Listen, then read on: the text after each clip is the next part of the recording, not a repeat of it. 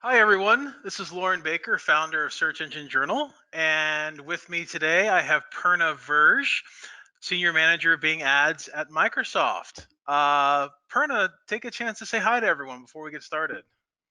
Hey guys, thanks so much for joining today.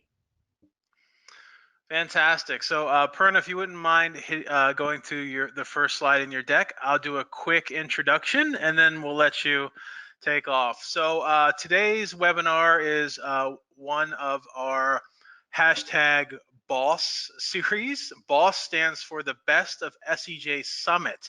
So, Purna has been a speaker at our SEJ Summits in the past, and we asked her to come on for an encore to talk a bit about the future of AI and what marketers need to know today.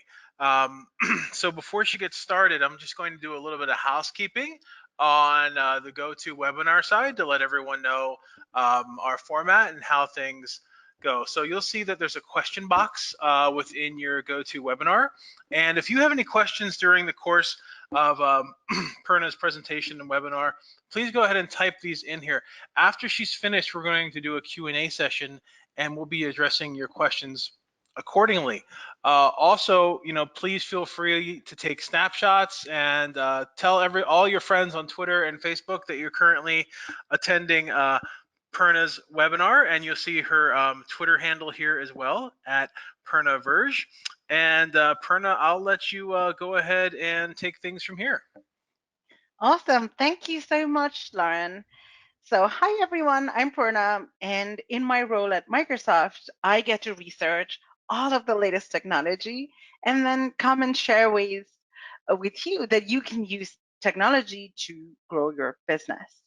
So, today we'll focus on AI, and I wanted to actually share with you some of the top questions that I get and try to answer that for you.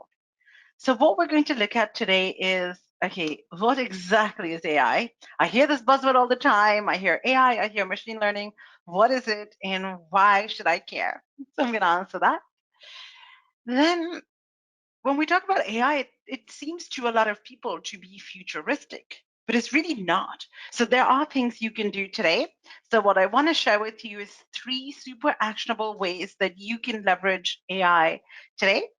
And then I wanted to open it up to you guys to ask your questions. So we're going to have some time for live Q&A at the end.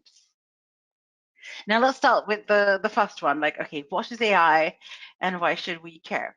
But let's take a quick step back into the sort of the history.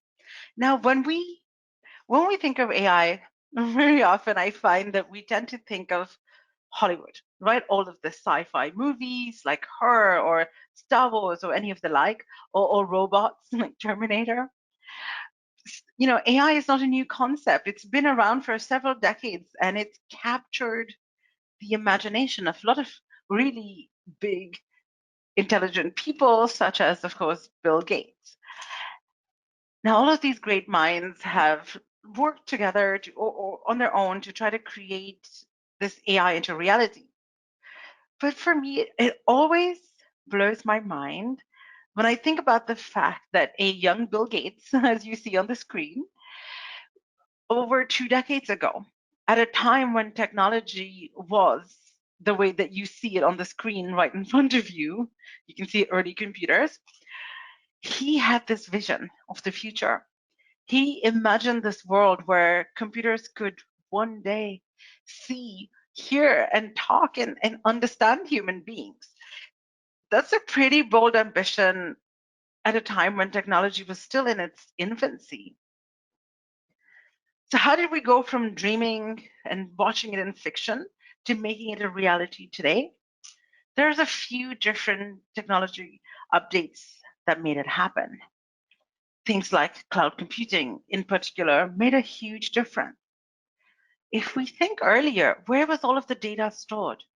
It was stored separately in different servers all around the world, which was essentially people's like computers or like little powerful computer systems that randomly worked. If you switch it off, all that data would be offline.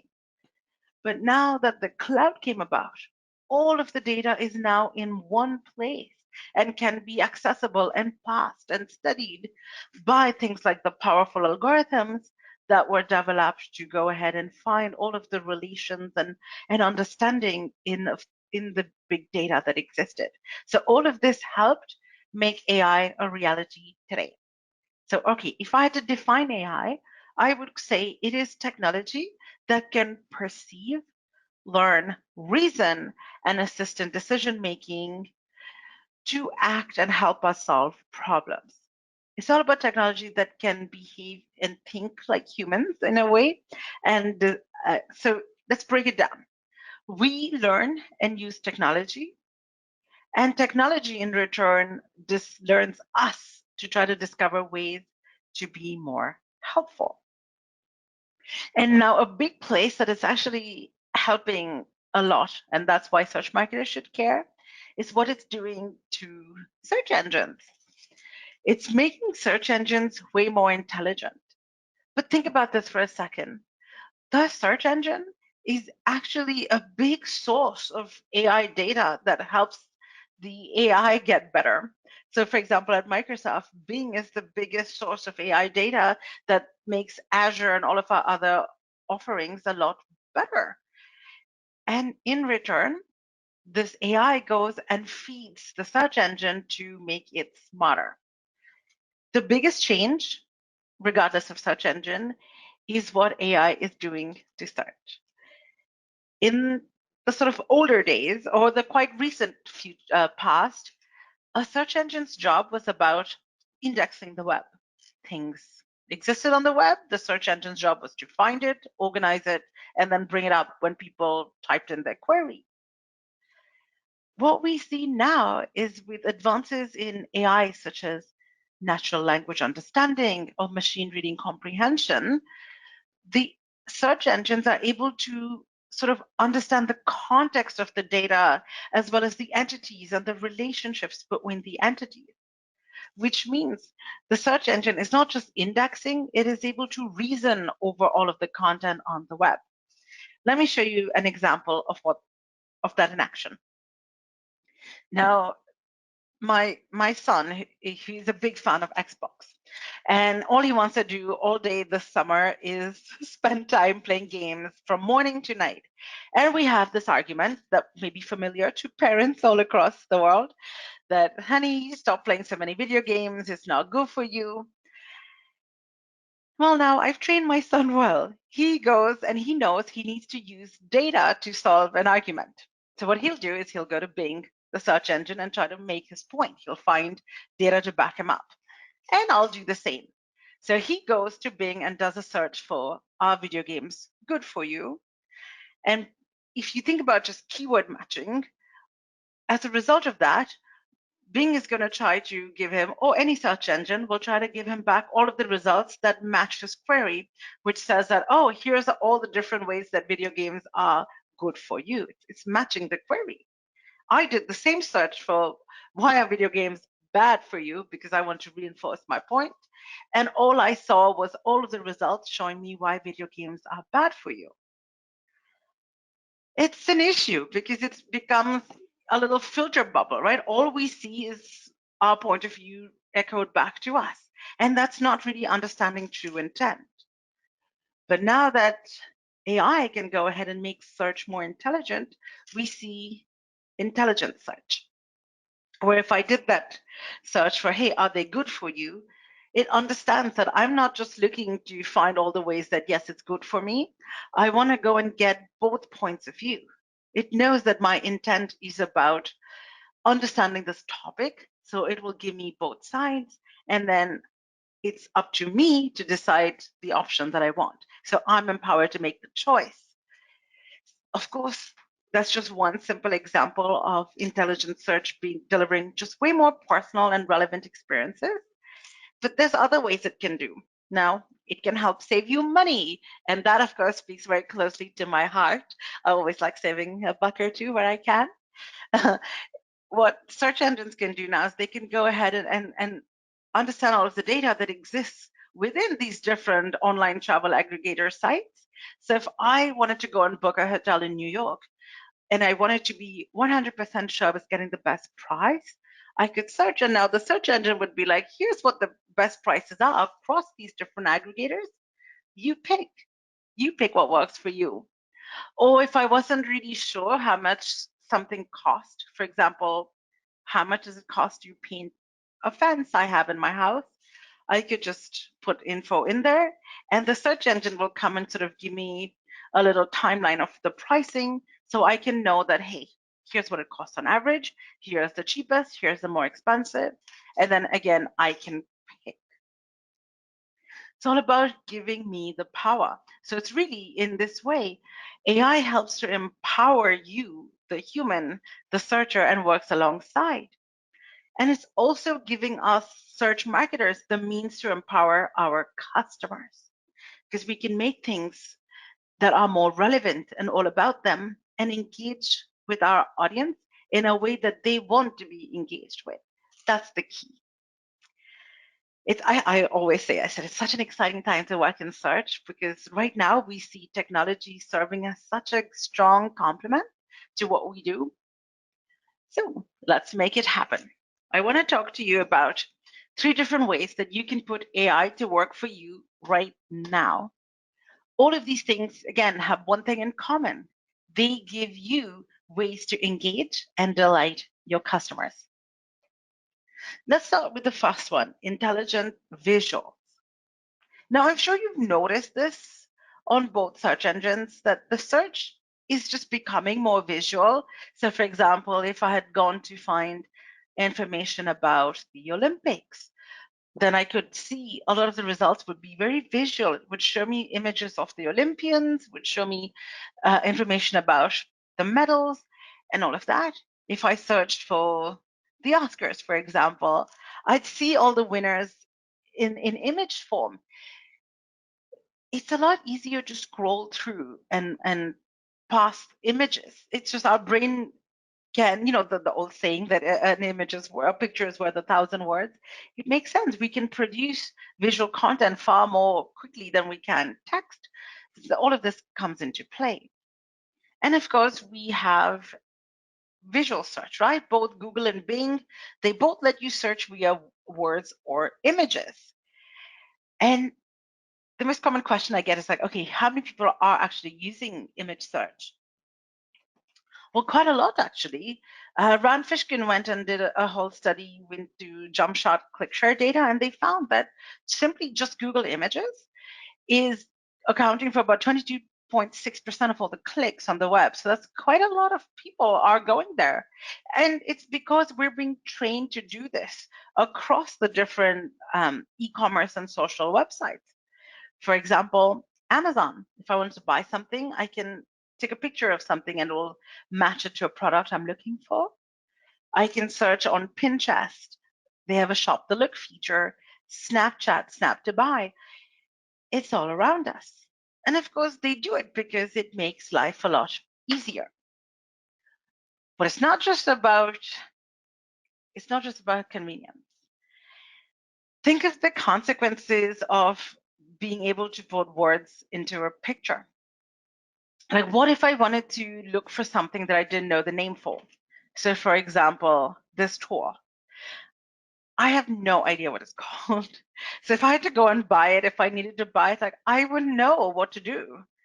And AI is still not that advanced that you can ask AI to find that thingamajig, and it will know what I mean. We're not quite there yet. Mind reading still in the future. But what I could do now is I could take a picture of it and then search for it via image search, and it would come back and tell me what I'm looking for and give me the right information. So in that way, image search is not just convenient. It allows you to search when you don't have the words to describe something. That's really key. And not to toot our own horn too shamelessly, but there is one more advance that I want to show you that's actually unique to Bing. Bing goes one step further, where you don't just search by image, you can search within an image. So if I was looking at this beautiful picture of Marianne Cotillard, the French actress, looking all glamorous in the dress, and I'm like, oh, that's a really nice necklace. Like, I wonder if I could find something similar.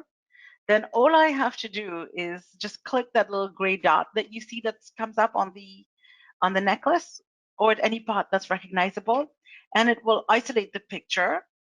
And then what it will do is it will start to match on the side with these different related products that look similar, and it will tell me how much they cost and where I can buy them. This is pretty huge, you guys. You don't just search within an image, you can shop within an image. And I want to take a second to actually spend some more time on this, because many people ask me the question that, oh, so is this an ad? This is not an ad. This is absolute organic listing. You can go to any image, like try it yourself, pull up a picture of any household item, or look for kitchen ideas, look for Angelina Jolie or her dress or her shoes, and you can click on different elements and isolate them and find them. It is not a paid offering, it is organic, but where is it pulling the information?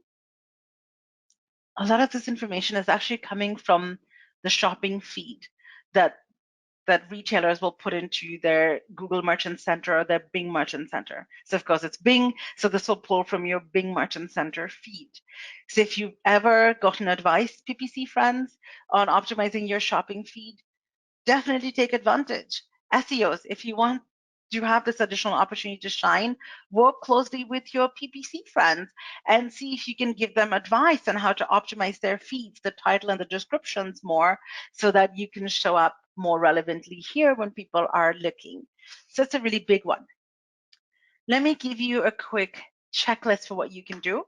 So one, optimize your images. Now, SEO has changed quite a lot, but image SEO really hasn't changed in years.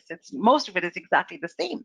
You want a compelling file name. You want to make sure you have your good description, your alt attributes, an optimized file size, clear images. All of these, you want to have good content around the images. All of that stuff still super important.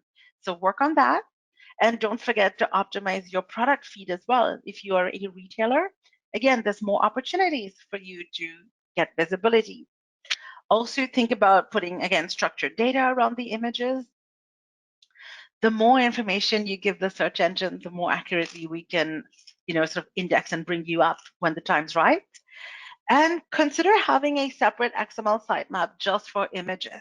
And a lot of cases that can help a lot as well. So few simple, easy things that you can do today, and you have far more opportunity to be found. All right, I'm going to look at PPC a little bit for a second, which is our new abilities to do audience targeting. SEOs, I think you'll find this interesting as well. Now, of course, we see that search is pretty much the centerpiece of consumer engagement. It doesn't matter if I'm engaging with a company on social media or via email or any other channel. If I want to look for something, a search engine is usually the first place that I will go to find it. And that's where you really want to get your search ads far more relevant. And now I remember we used to, when we were all about keywords, and then we could do something like day parting, and we thought day parting was like, I used to think was like the coolest thing ever. I'm like, so much control. Then we got device targeting, and my mind was blown. I'm like, oh, I have so much control. Yeah, we are so much more beyond that now. If we think about what advances in AI and machine learning can bring, is that you can create and curate lists of users who have shown purchase intent in particular topics. This is available both on Google and Bing. So again, it works on both search engines. And it's a feature called in-market audience. So again, what it is predictive intelligence has compiled lists of users who are ready to buy. And there's over like 150 different kind of lists on Bing. And just to share with you, it's not just based on search history. It's also based on clicks on Bing or page views across different Microsoft services for the one on Bing. So there's tons of different lists that are available. Again, both Google and Bing, there's tons of different lists. So for example, if you were a seller of running shoes, then it would be really good for you if you targeted the list of apparel and accessories and shoes and athletic shoes. Such a good match. So that way you could make sure you were bringing your ads far more relevantly to somebody who's much more likely to buy. And if you think about it, if you're in the market to buy something and you see an ad for it, you're more likely to engage. And the numbers reflect that as well. So just in our own internal data, what we found is that ads shown to in-market audiences saw up to a 28% lift in click-through rate and a 48% lift in conversion rate compared to the same ads without in-market audiences. So it really does make a big difference. Test it out, and it's quite easy to do. In fact, I want to share a case study so I can show you how somebody implemented it. Vegas.com is one of our clients, and as the name suggests, they're an online travel agency located in Vegas that specializes in hotels, show tickets, and so on. They came to us with a very common ask that I'm sure a lot of your clients bring to you as well, that, hey, we want to boost conversions and revenue, but we really don't want to change our spend. We don't want to spend any more money. It's a fair ask. So, of course, the product that our team thought of for them was in-market audiences. Now, initially, just to get up and started in a few minutes, they implemented it as bid only. So they literally just layered on these audiences into existing ad groups and just sat back to watch performance. Really, within a couple of weeks itself, quite quickly on, they saw a significant lift in performance. So then they were like, okay, it's doing really well. It warrants putting it into its own campaign, so we can give it its own separate sort of budget as well as ad copy.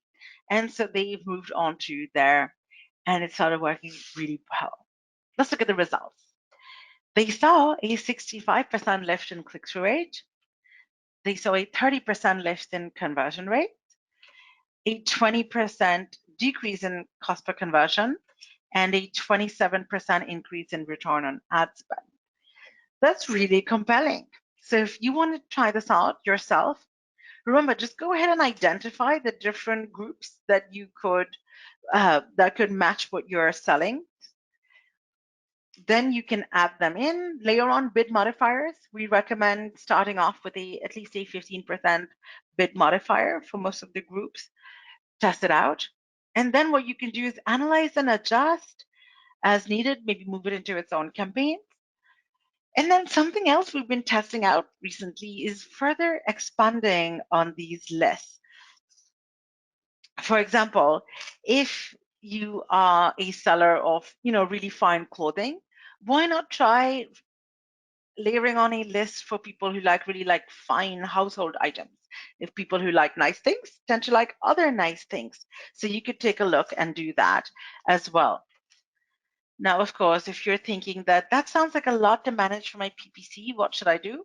Well, don't forget, you've got tons of automated features that can help you let the machines do the heavy lifting for things like adjusting bids automatically, adding on different ad extensions automatically, or creating even ad copy on the fly based on your website through dynamic search ads.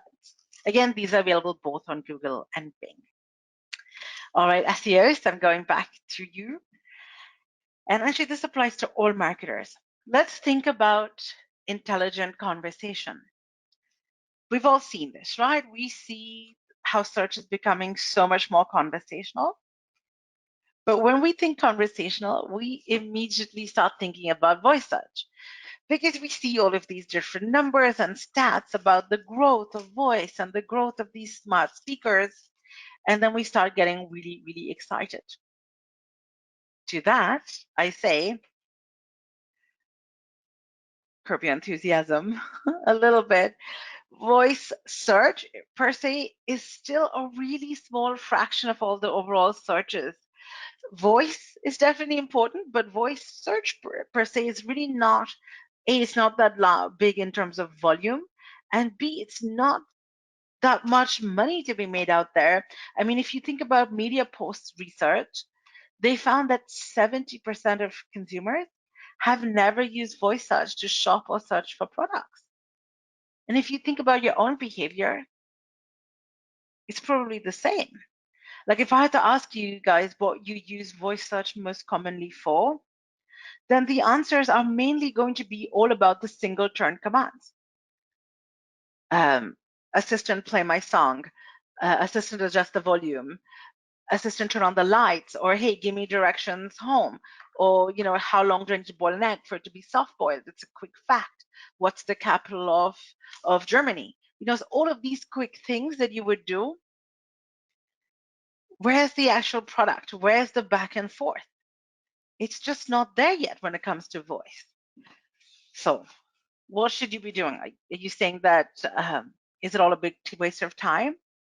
No, it's not, because we see people gravitating towards voice interactions and voice commands.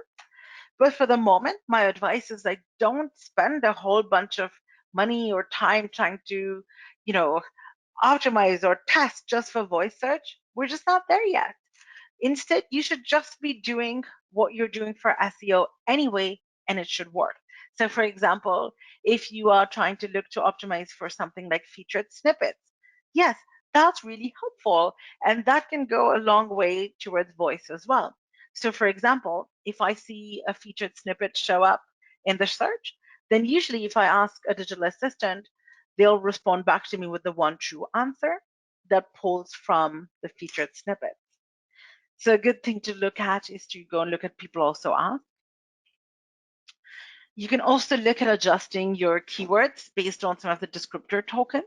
So based on our internal data, some of our researchers shared, we found that some of the words that voice searchers use most often include things like best or much or can I or anything that's some kind of qualifier or a descriptor.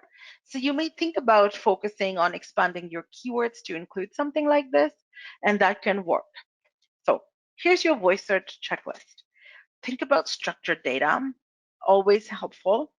Try to answer questions. Like if you have questions, try to provide them in Q&A form for common questions. You don't need to have a separate landing page for each one, as long as the questions are answered, on one page. The search engine is smart enough to pull from it. Go and query people also ask to get an idea of what the different featured snippets are. And also, of course, pay attention to local. Now, all of these things are things you would be doing anyway for SEO, and they can help you with voice. So don't stress overly much right now. You're already on a good path. So where do the more complicated back and forth, where does that happen? Things like making an appointment, ordering food, that happens via bots. And of course, the bots could be your digital assistant or chatbots. Now, if I had to think about a digital assistant, it's quite easy to explain the value that it can bring. For example, like if John wanted to stay home and bake cookies with his kids, then that's what he can do. And he can have Cortana help him reschedule his meetings or cancel a babysitter or recommend recipes for him.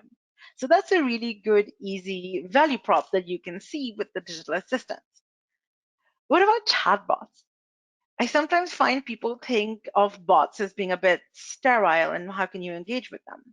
Well, I want to show you this example that one of an actual client, Home Advisor, created a bot with us. So let's imagine that I want to reach out to Home Advisor, whose job is to connect me with trusted home improvement professionals. I want to reach out to them about my broken fence. So of course, I go to their chatbot, and then it will tell me that, hey, I am the chatbot. What can I help you with? I can just take a picture of my fence. The AI is smart enough to recognize that that is a broken wooden fence. And it asks me what's my location. I'm on my phone. I can drop a pin. Again, saves me time from having to type out my address. It will ask me that, hey, do you want to go ahead and scroll through different professionals? Like, how would you like to see them? And again, in easy carousel form, I can go ahead and try to find and identify different professionals who would be trusted and can help a lot. Isn't that so much easier?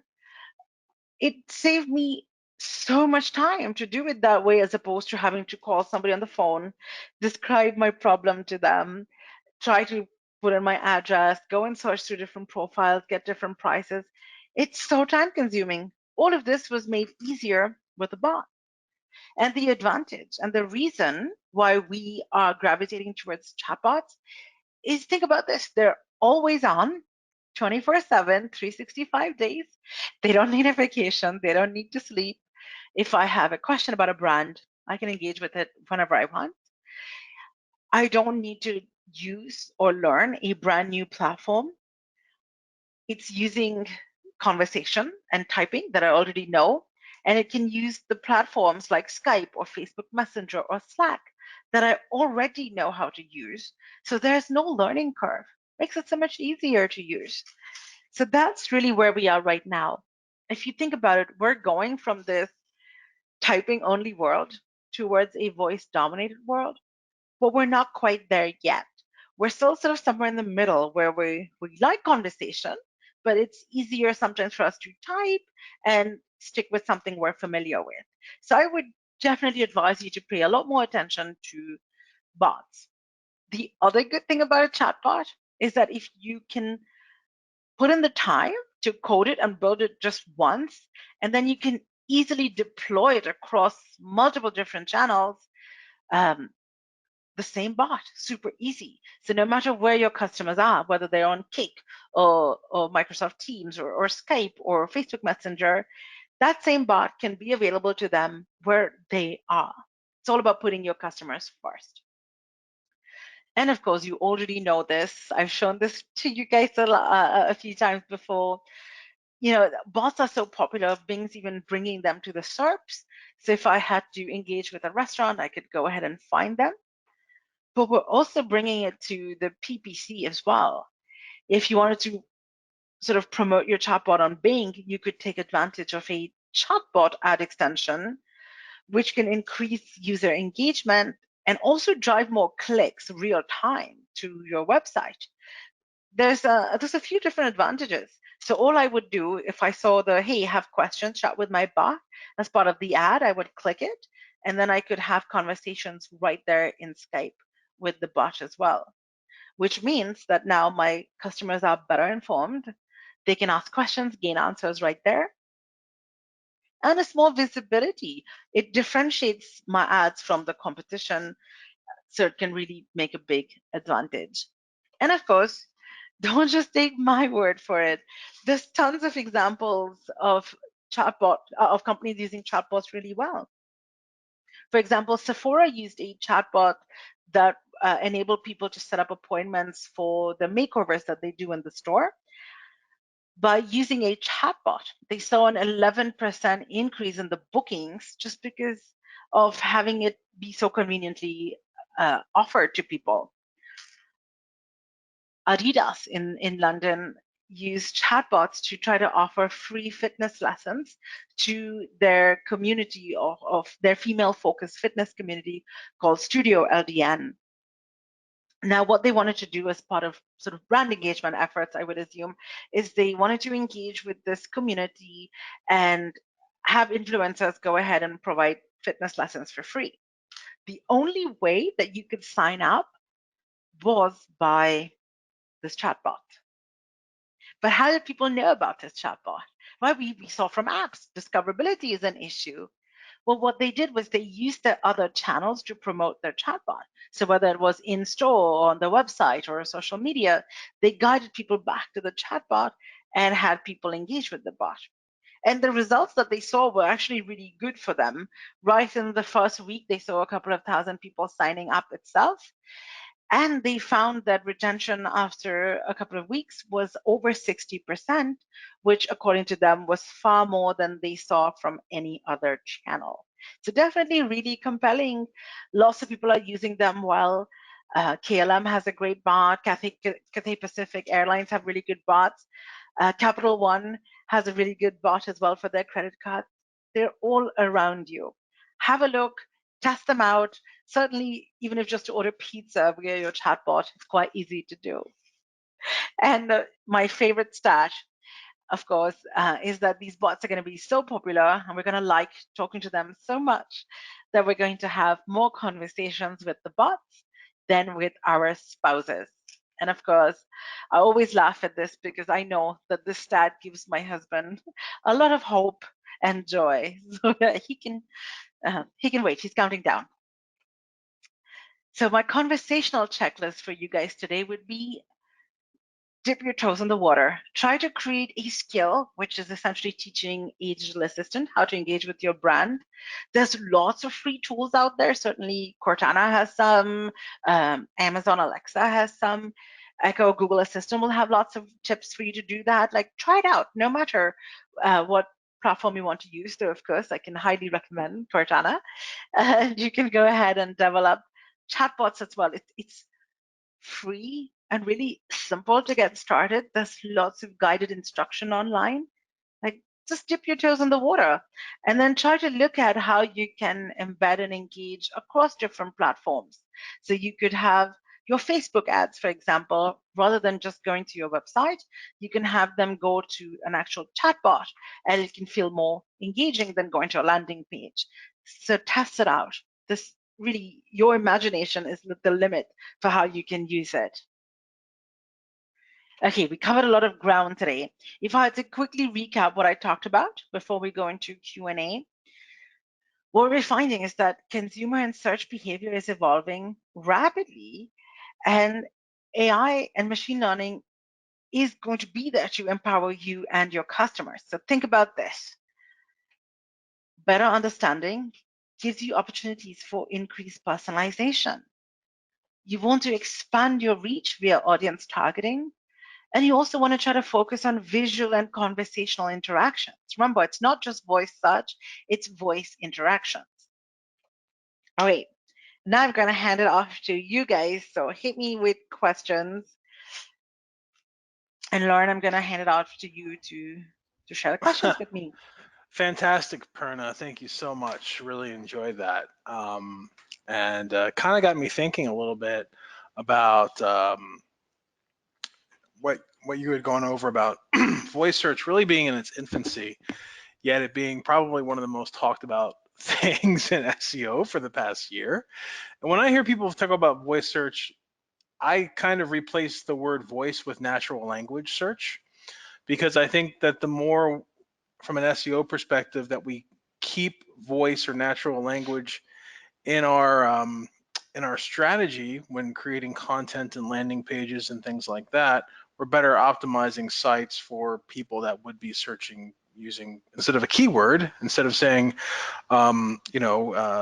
prescription sunglasses, saying something like, where can I find prescription sunglasses in this area, or whatever it is. So it's really interesting. One point that you brought up, and we have questions coming in, but I'll just start off with this.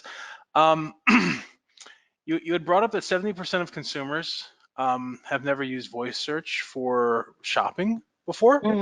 Yeah. But then I thought it was really interesting that when we started discussing various ways to utilize voice search or voice assistance, things like ordering food, scheduling meetings, and making restaurant reservations kind of came up as things that people do use for it. I know personally, those are some things that I'll just try to make a reservation on Open Table, or go to E24 or whatever, and order what I ordered last time, or whatever it may be.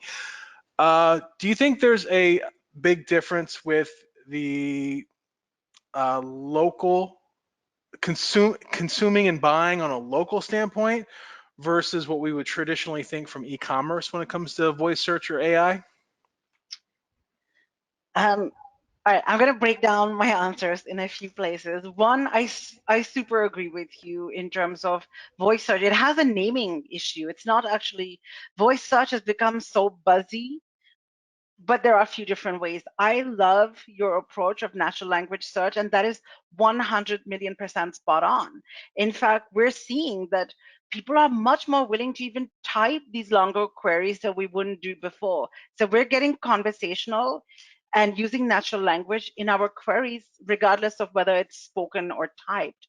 So definitely you're onto something there. Like when I go ahead and look, even in our search term reports and all that I can see, we do see really long typed in queries. So that's definitely spot on. Second, yes, I would say voice interactions and conversational interactions are going up. When it comes to actually buying things, you are in a minority, but certainly some of us who are more active users and tech advanced, which a lot of search marketers are actually, we would tend to be testing it out more and pushing the envelope. I mean, certainly it's super easy to do something like order pizza or reorder my dishwashing liquid from Amazon or anything like that. It's possible. But if we look at overall use, there's another really good stat that was published on the information. It found it was about everything that was an Alexa enabled device, mainly Echoes and the like. It said that only 2% of people who owned an Alexa enabled device used it to order anything off Amazon. And of that 2% who tried it, 90% of them didn't go back and try it again. So it's still a really small percentage of people who are using voice for purchase. Not to say that's how it's going to be. Certainly, we see a big success of it in countries like China and India, where I was just in India a few weeks ago, and it's easier for me to buy my movie tickets by talking to it than to actually just go to the website and navigate. It's quite advanced there. So the market is going, it's going to adapt here. It'll take more time for us in the West. But so don't give up hope. Think of natural language, but also look at ways that you are, let your customer decide. If are your customers engaging with chatbots, be there. Are they on Facebook Messenger a lot? Be there as a bot. It makes a lot of sense. Yeah, I like to think of it as conversational search, right? Because then there's the question and it's bringing them to somewhere to have a conversation based upon what the personal preference is. And then and comfort zone. And then also on the Alexa thing, and I'll get in the questions now. I know personally the first thing we did when we got our Echo or Alexa was we turned off the ability to purchase, because the first thing my son did was order an Xbox and a PlayStation on when we Brilliant. turned it on. Yeah, so it took a couple of days to go to Amazon and take care of canceling those orders. We have some questions come in. From your perspective, okay, this is a Google-oriented question, Purna, but feel free to add anything on the Bing side, of course. From your perspective, do you feel, and to what extent, AI's impact on Google's recent core algorithm shifts? So do you think AI has played a significant impact and changes on Google's algorithm and Bing's as well? Oh man, I can't answer anything about Google's algo. I don't work at Google. But if I had to think about just in terms of Bing, yes, of course. I'm going to answer overall about Bing in general, not just about our algo, because I don't work on the webmaster team either. But I think AI, we are definitely looking at how Bing is getting richer, and we want to be more relevant and personalized about the users. It's about putting customers first and giving them the right results that would empower them. So yes, it's about predictability, and we eventually want to go into sort of prescription. So yeah, yes, you are looking for this. This is the right one for you, and that's the way going forward. Yeah, and I think one thing they bring up too is a lot of the changes that happen in search are because of display. So even the web perspectives that you shared, right? That was a great example of taking taking something where if you typically would rank in a number 1, 2, 3 position or whatever, and then suddenly there's a comparison between the Washington Post and I think was it the Daily Mail or whatnot to answer that question: are video games good for you or video games bad for you? That's where the overall display, right? The bringing in AI and the ability for people to be able to read different perspectives at the same time also pushes down the traditional results and brings up a new display and new options, which are from an SEO perspective, I'm thinking, hey, I would probably want to start writing from that or for different perspectives or whatever it may be. The next question is, what is the main feature difference between utilizing a chatbot and a live chat, solution. So are there core benefits for chatbot and live chat besides not having to have someone necessarily be on the other end of the conversation all the time, and anything along those lines? Yeah, and that's a good question actually, because I find a lot of people do, when I say chatbots, they do assume that it is like live chat. So they are slightly different beasts. So live chat usually answered by a human, exists on the website, there to answer the questions.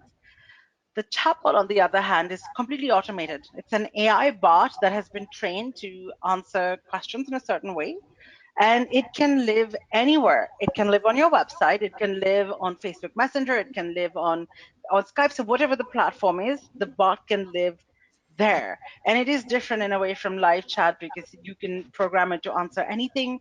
You can embed in it AI APIs. So like we saw in the example of the home improvement, I could simply take a picture and it had the AI intelligent API about image recognition for it to be able to understand it. You can put in things like live translation or any really cool different cognitive services in there in your bot. So that's really the main difference. And you can get separate bot analytics and everything too. Excellent. Thank you. Here's a question and an acronym I haven't heard for a couple weeks at least. What are your thoughts on AI and the effects of AI on AI by GDPR? Do you think the training of machines helping marketers to personalize even more users' search results are? Do you think GDPR is conflicting with that in terms of the personal data that can be used and data collection? And how do you see this changing from, I guess, place to place, continent to continent? Yeah, of course. And we know that privacy it's an important topic for all of us. And I would say privacy is not a black and white thing. It's more like it's a spectrum. And AI can actually be quite helpful in protecting privacy too. It all depends on the data that you feed it and the models that it can learn from. But for example, at Microsoft, we always take AI. I mean, privacy and security have been really top of mind before it became cool to talk about it, right? Before GDPR and before all those Senate hearings, like we've had over 4 decades of thinking about customer privacy and putting them first. So how we approach it, so something that we've come out with, a something called the Microsoft Graph, which includes data about the audience culled from just different Microsoft services, and you can run ads based on that graph. As an example, so if we have information about the customer based on like Windows and Cortana or LinkedIn or any of the other data, you can accumulate all of it. But how we protect the person's privacy is in few different ways. One, we never collect anything personally identifiable. There's nothing, no sensitive topics are ever covered. So nothing like a race or political affiliation, for example, would be ever even tracked. And then things like we also group people in larger buckets, so the aggregates are slightly bigger, so that way people are much more protected. So while maybe some other companies may have people, they'll group certain buckets of people into groups of maybe like 20 or 100, like our minimum is 300. So it's protecting. So there's certainly technology and privacy can work hand in hand, and I'm a big believer in empowering the customer to choose any sort of, even Cortana or anything, you opt in and you give her permission. She does not able to access your stuff before then. So as long as you're in charge and the AI is respectful to the human, it'll be good for us. Thank you.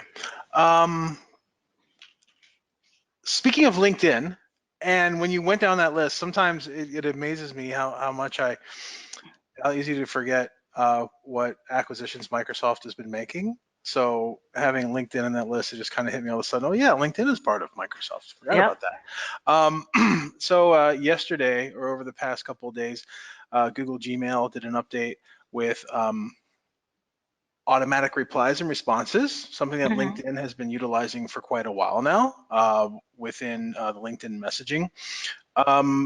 Do you see automatic replies and things along that nature over time becoming more evolved. So it's almost like a chatbot style sequence that can be set up within, whether it's LinkedIn messaging, Facebook, Gmail, or everyday use of whatever messaging service there is out there. It's possible. I mean, I don't know plans of that, but whatever would be best for the person and their customers, those would be the tools that they could choose to use. Fantastic, fantastic. And the last question I have for you is what adoptions and changes can e-commerce stores and businesses utilize now on the AI chatbot and voice side of things that will help them prepare for the holiday shopping season that's coming up? Because I think August is probably one of the last months to be able to prepare for that. So any recommendations there for e-commerce and shopping oriented sites? Definitely. So, okay, here's my list. Awesome. One, make sure all your product feeds are absolutely up to date. You have multiple images. Pay a lot of attention to your different product images. Help you, again, PPC, also helpful for SEO and matching up. The second thing is, of course, in terms of bots, think about the purpose. And the main thing is you want to have one chatbot have a very narrow focus. It'll be much more successful. Each business can have multiple chatbots. So there's two ways it can help you as a business. One, it can reduce the human load. So in terms of handling returns, you're getting lots of people asking them like, how do I return stuff to you? You get all these calls. You can have a chatbot that's just all about answering top questions about handling returns. That quick and easy for somebody to use, and it has a distinct purpose, helpful for your business, reduces the load. The second thing is you can use chatbots in remarketing. This is one of my favorite things to do. So if you had and you can do this via Facebook Messenger, for example. If somebody is engaged with your Facebook Messenger bot once, then usually you have permission to proactively ping them back. So they would get connected with the human's permission to their account. So let's say I was purnashoestore.com and I had access, Lauren, to all of your buying history because you shop online. Then if I wanted to and I knew that certain sales were coming up, I could proactively ping you in a way for cross-selling, upselling, be like, hey, I've got this latest collection of boots, Lauren, do you want to have a look? Because I know you like cowboy boots. I'm making this up, but do you want to come and have a look? So then you would be like, it's helpful for you. That would be interesting. So you can have one bot that's just there to inform people about deals or specials. And you can be like, hey, message us for a 20% discount. So that's a really cool use just of that in terms of like awareness and incentives. And then you could have just another bot in case people had questions about products or what's the differences between certain products. All of that can really help. Like, think about all the different ways that your customers are engaging with the different brands and see if you can add conversation. So my checklist is start by talking to people on your customer service team.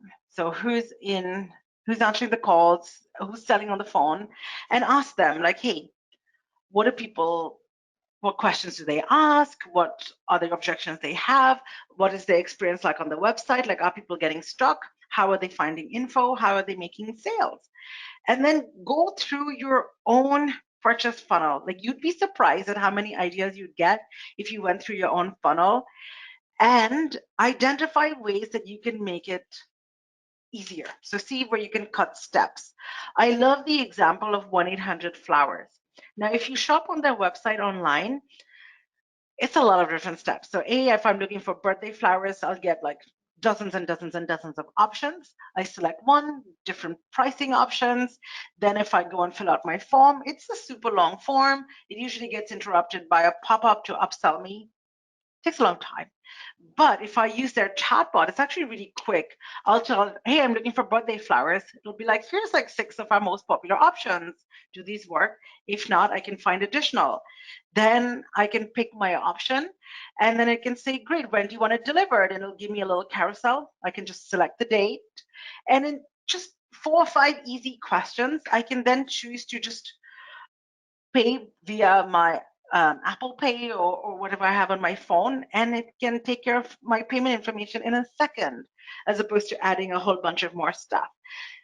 So try to follow their example.